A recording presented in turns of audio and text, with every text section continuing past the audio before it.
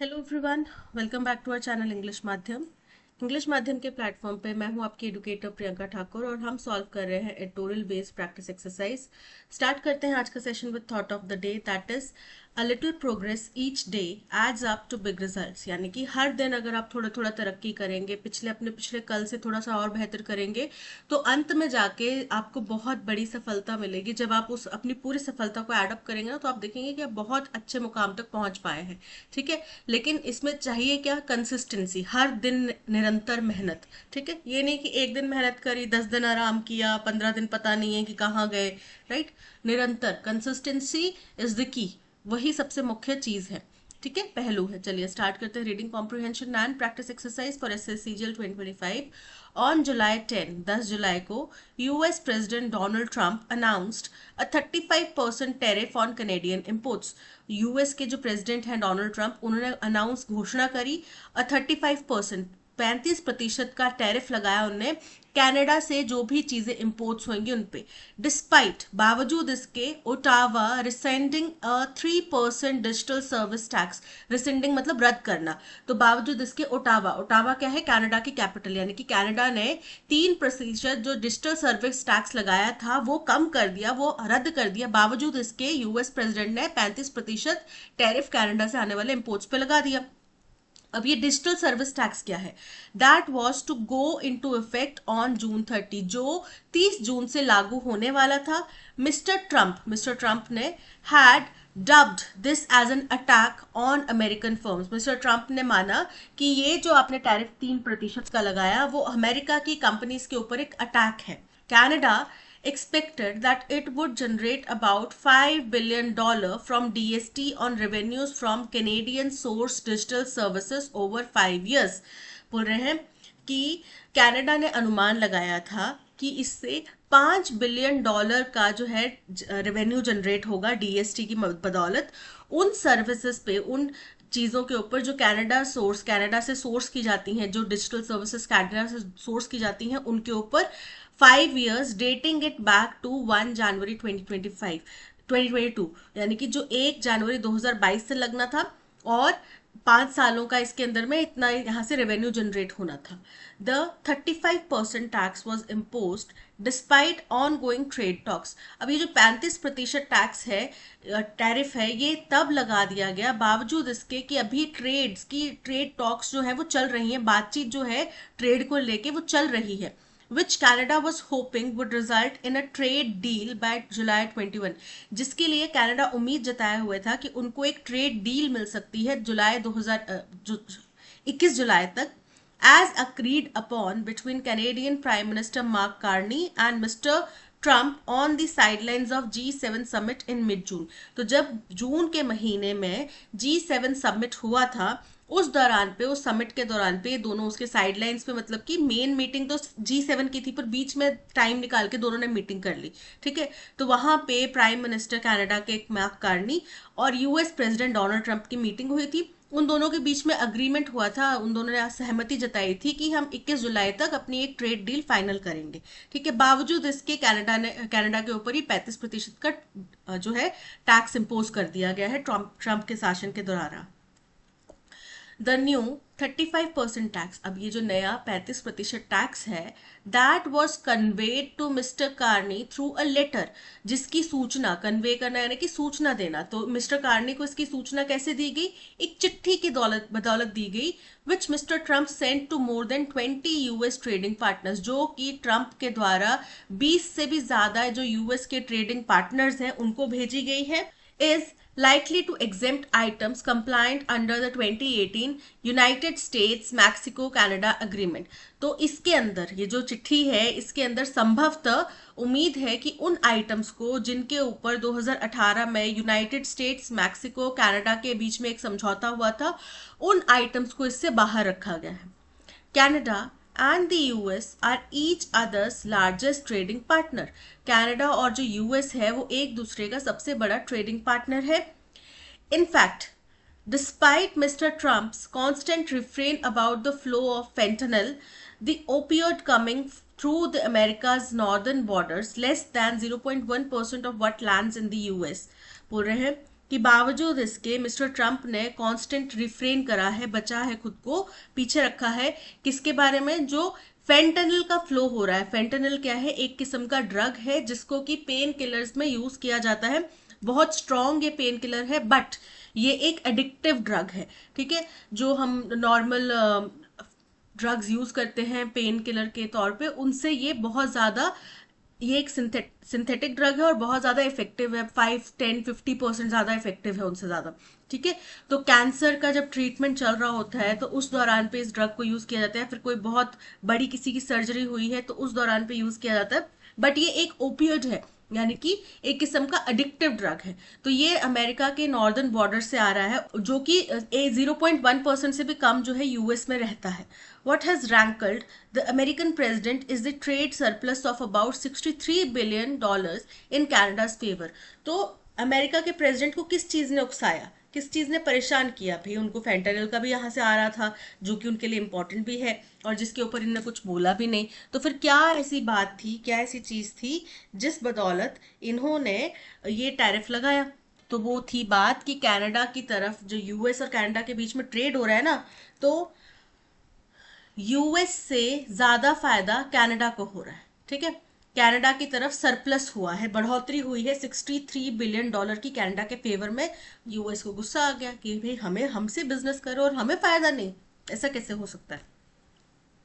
This on again off again approach to tariffs as a stick against America's trading partners has forced even steadfast allies such as Canada to scramble to diversify.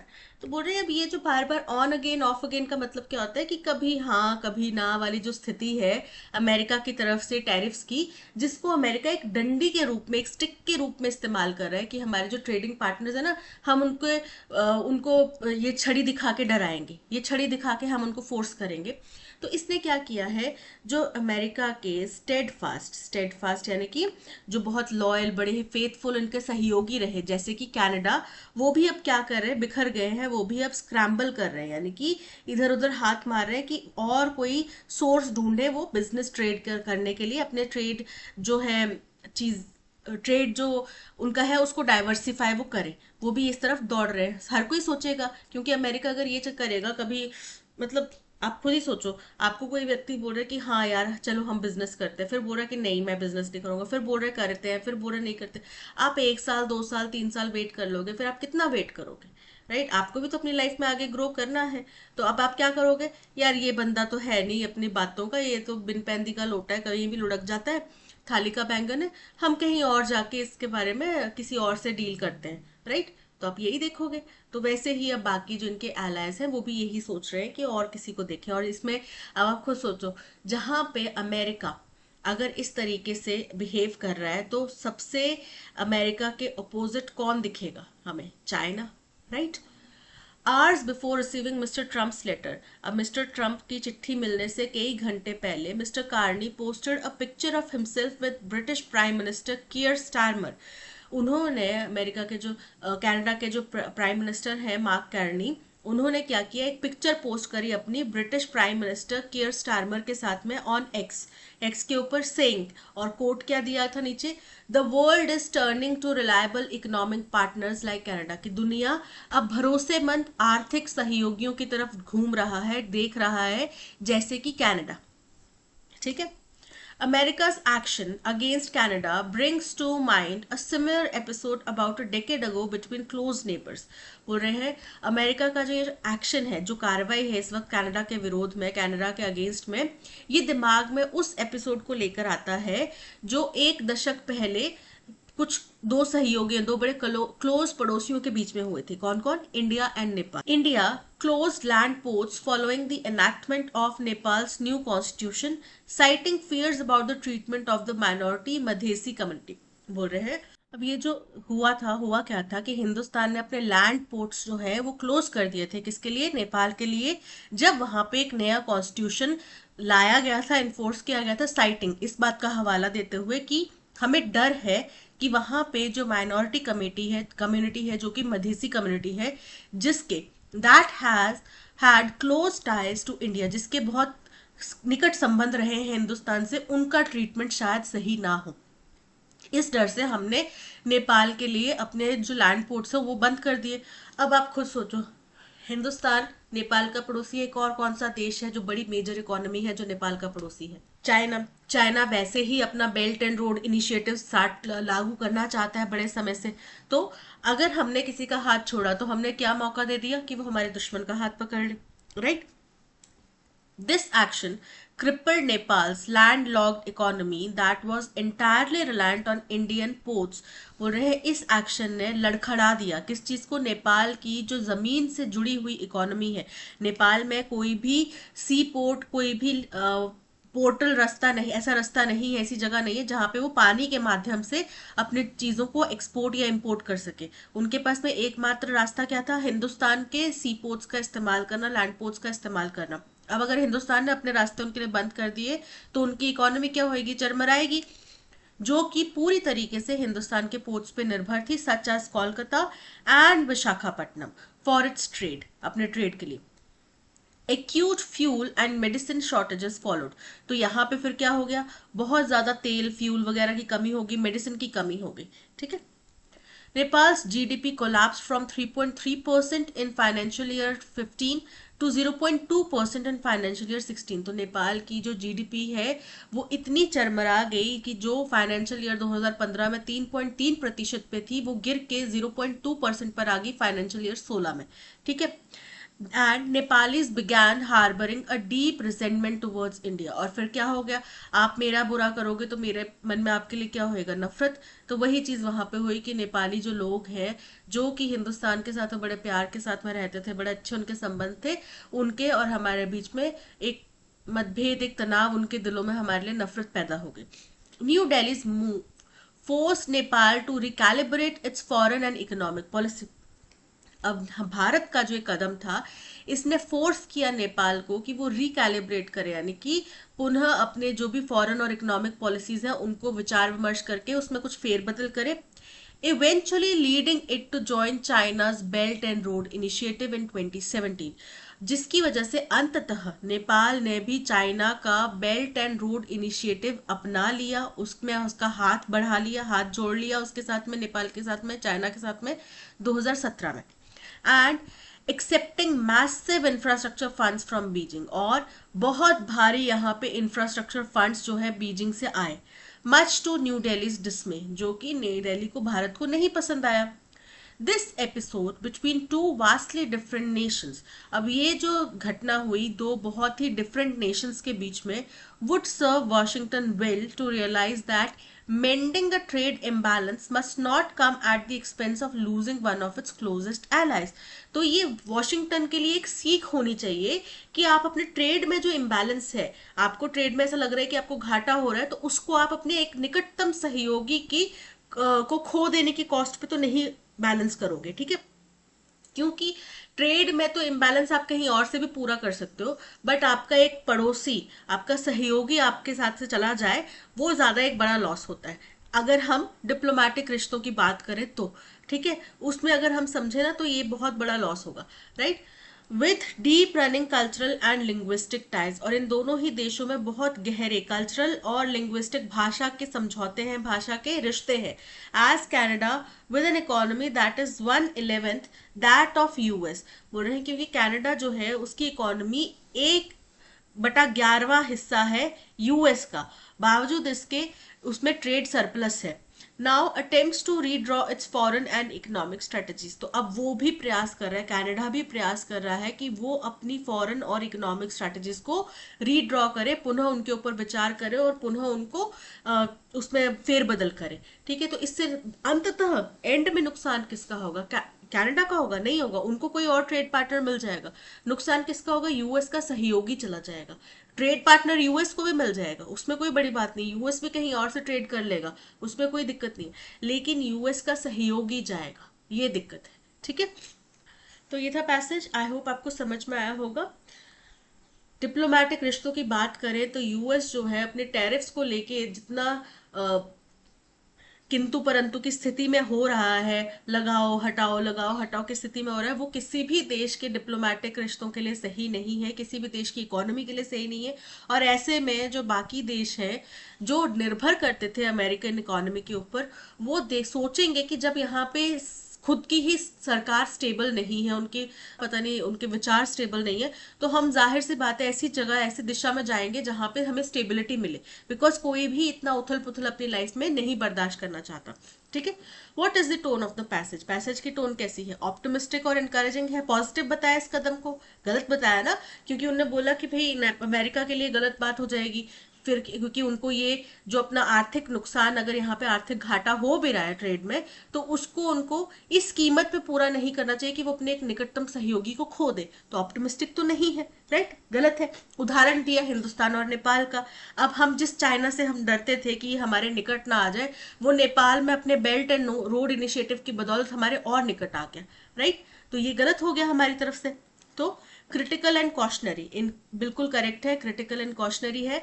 यहाँ पे America को भी बोला गया कि भाई आप सावधानी बरतो, हिंदुस्तान और नेपाल का उदाहरण दिया गया, और जो अमेरिका की नीति चल रही है इस वक्त उसको तो दुनिया क्रिटिसाइज कर ही रही है। ठीक है, तो न्यूट्रल एंड इंडिफरेंट नहीं है, ह्यूमरस और सेटारिकल नहीं है। What is the main theme of the passage? Passage की मेन थीम क्या है? The advantages of trade tariffs in reducing deficits. तो यहाँ पे इस चीज को बढ़ोतरी के तौर पे नहीं बताया कि आप ट्रेड टैरिफ्स लगा के अपने डेफिसिट्स कम कर सकते हो, क्योंकि उन्होंने बोला फिर आप भरोसेमंद सहयोगी खो दोगे।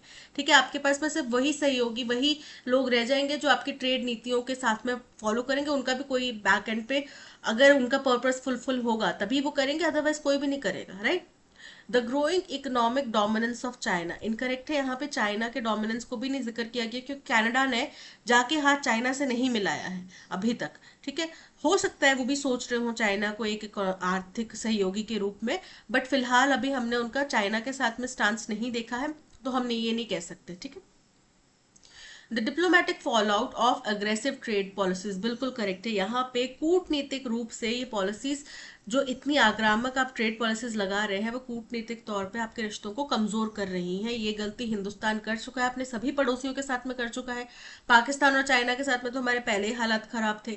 बांग्लादेश को भी हमने इसी तरीके से एग्रेवेट कर दिया, उनको भी एग्रेसिव कर दिया, वहां पे भी स्थिति खराब हो गई। नेपाल के साथ में, साउथ में श्रीलंका के साथ में, भूटान के साथ में, सभी देशों के साथ में इस वक्त जो हम बोलते थे ना कि हमारे पड़ोसियों के साथ में अच्छे रिश्ते हैं, सिर्फ पाकिस्तान और चाइना को छोड़ के पिछले 10-12 साल में हमने वही सबसे ज्यादा खराब किए हैं।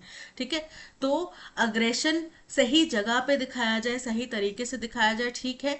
हमारे जैसी इकोनॉमी जो एक डेवलपिंग इकोनॉमी है, वो अगर हमारे आस पड़ोस की इकोनॉमीज, हमारे पड़ोसी अगर सही नहीं होंगे तो वो हमें भी नुकसान पड़ेगा। ठीक है, तो डिप्लोमेटिक फॉल आउट जो है यहाँ पे बिल्कुल करेक्ट है, option C is correct. What triggered the US president's decision to impose a 35% tariff on Canadian imports? US president को किसने प्रोत्साहित करा, प्रेरित करा कि भाई वो कनाडा के ऊपर 35% का टैरिफ लगाए वहां से इम्पोर्ट के ऊपर? तो जो डिजिटल सर्विस टैक्स तो उन्होंने हटा दिया ना, तो उनको चिंता थी कि फेंटेनल इनफ्लो जो है उसके ऊपर उनको कंसर्न थे, और दूसरा था कि कनाडा का सरप्लस हो रहा है ट्रेड में। ये दो चीजें थी। फर्स्ट है the failure of United states Mexico Canada agreement. तो ये तो फेल नहीं हुआ, क्योंकि ऐसा माना जा रहा है कि 2018 में जब ये साइन हुआ था तो इसके अंदर जो जो आइटम्स लिस्टेड थी उनको शायद इस 35% टैरिफ से बाहर किया जाएगा। ठीक है, तो ये फेल नहीं हुआ। Canada's persistent support for digital services tax, तो उन्होंने तो बंद कर दिया ना, इसको रद्द कर दिया, तो ये इनकरेक्ट हो गया। The trade surplus in Canada's favor and concerns over fentanyl inflow, बिल्कुल करेक्ट है, option C is correct. Why is the editorial comparing the US-Canada trade tensions to India-Nepal relations from a decade ago? क्यों इन दोनों रिश्तों को बताया जा रहा है? क्योंकि यहाँ पे बोला जा रहा है कि अगर आप इकोनॉमिक वॉरफेयर, इकोनॉमिक अग्रेशन दिखाते हैं तो वो आपके डिप्लोमेटिक रिश्तों को हानि पहुंचा सकता है। ये समझाने की कोशिश की जा रही है यूएस को, जो कि ट्रंप समझने को तैयार ही नहीं है किसी भी कीमत पे। To emphasize that smaller nations always suffer in trade wars, incorrect है, क्योंकि नेपाल को इनिशियली हानि हुई, लेकिन चाइना के साथ में हाथ मिला लिया उन्हें, तो उनको बेनिफिट ही हो रहा है। To highlight the cultural similarities between countries, incorrect है। To show that economic coercion can backfire diplomatically, बिल्कुल करेक्ट है, ऑप्शन सी इज करेक्ट। अब हमें स्टेटमेंट गिवन है, बताना है ट्रू फॉल्स है, ठीक है। The US impose tariffs on Canada before the country implemented the digital services tax, बिल्कुल करेक्ट है। अभी कनाडा ने तो डिजिटल सर्विस टैक्स रद्द कर दिया ना, उसको तो इम्प्लीमेंट किया नहीं, लेकिन यूएस ने पहले ही वहां से वो भेज दी चिट्ठी कि भाई 35% टैरिफ लगा दिया हमने तुम्हारे ऊपर, राइट। तो ट्रू है, option A is correct. That's all, आज के सेशन में इतना ही। Thank you so much for watching.